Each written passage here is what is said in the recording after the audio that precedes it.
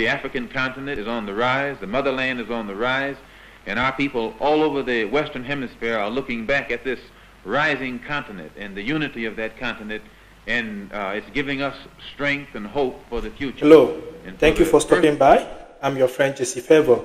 Today we'll be listening to one of Malcolm X's work on Africa, and the title is African on the Rise. To me, Malcolm X is like a prophet.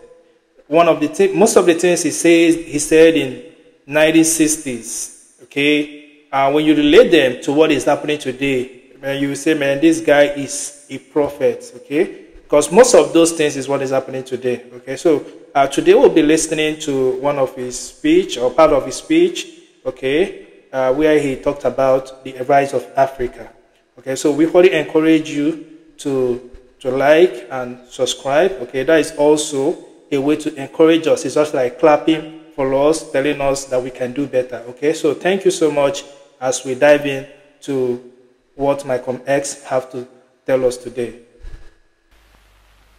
And one of the things that's going to help to bring this about is the independence of Africa. And one of the only reasons that we in the West have never organized, we have hated our image and our African image. And because Africa has been in the hands of people who have created an image of Africa that's negative and hateful. And it has been hateful to us. We haven't wanted to identify with it. But now that Africa is getting independent and in a position to create its own image, and it's a positive image, those of us in the West look at the African image and see how positive it is, and we begin to identify with it. We become proud of Africa, and we become proud of our African blood, our African heritage. And this is what is beginning to make the Africans in the Western Hemisphere today develop more race pride, and as this race pride develops, then it has the tendency to make us want to unite together and work together, and your Western imperialists and colonialists consider this to be a grave threat, more threat than communism or Marxism or socialism or anything else. The Africanism is what they consider to be the real threat.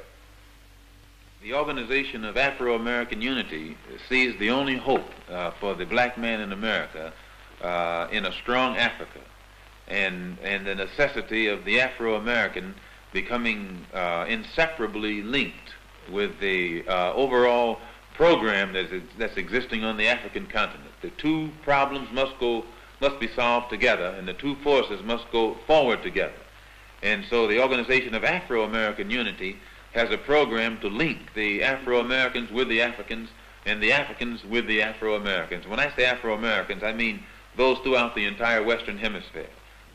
Today, for the first time, the black people of the West are beginning to look homeward. They're beginning to look back toward the mother continent of Africa, and they're gaining spiritual strength from these roots.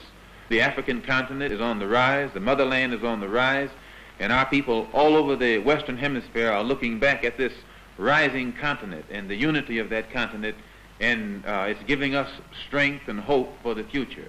And for the first time, not only is the black man on the African continent fighting and seeking and fighting for his place in the sun, but his fight is putting the same spirit in the black people in the West, and we are also seeking and fighting for our place in the sun, and we will not rest until that place has been secured.